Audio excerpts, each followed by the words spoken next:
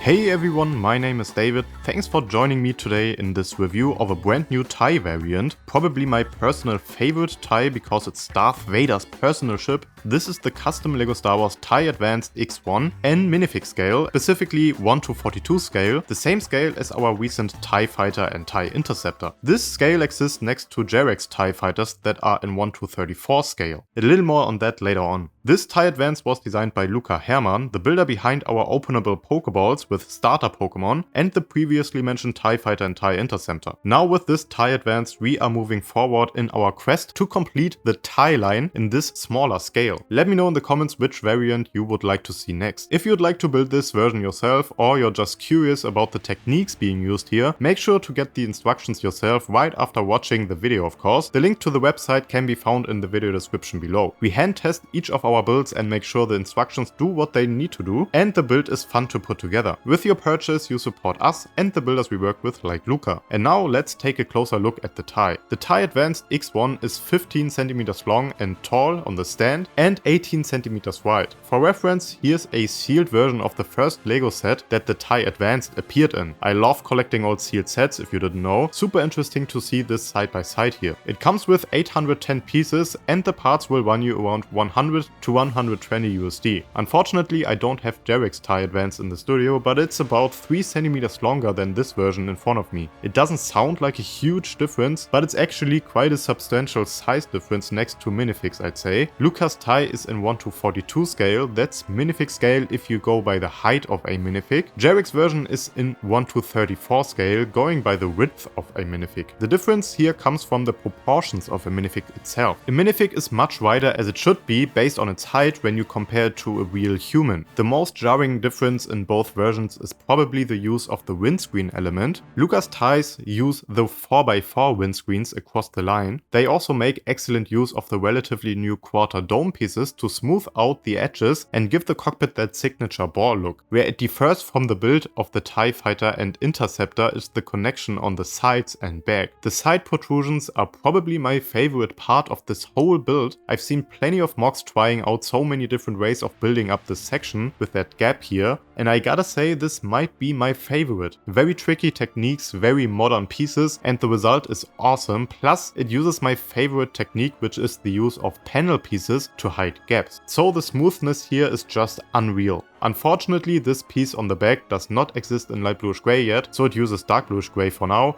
Once it comes available, we will switch it out here of course. The back is also really innovative. The detailed section in the middle is extremely satisfying to put together and it looks so good. Such small space to work with, yet Luca managed to make it as accurate as you can make it at this scale if you compare it to the real thing. I also love the use of these large sloped macaroni pieces. They only come in the new helicarrier set, making them really new and a little expensive still because they aren't as widely available as other pieces just yet, but it's just a matter of time. They are undoubtedly the perfect piece to use here though, making this the first LEGO TIE Fighter ever I believe to capture this section accurately. The wings are also great. Super smooth, they use a ton of these 1x1 roof slopes. Printed piece for the side details here. Coolest details are on the inside probably. The connection to the ship looks great. The wings rest at this angle and can't be angled in any further. That way you can take it off the stand and put it on the ground without worries. Speaking of, the stand just studs in at this one stud here, but the back section rests in this little groove perfectly, so it's surprisingly sturdy on the stand, but also very easy to take off. Of course it's also possible to put Vader inside.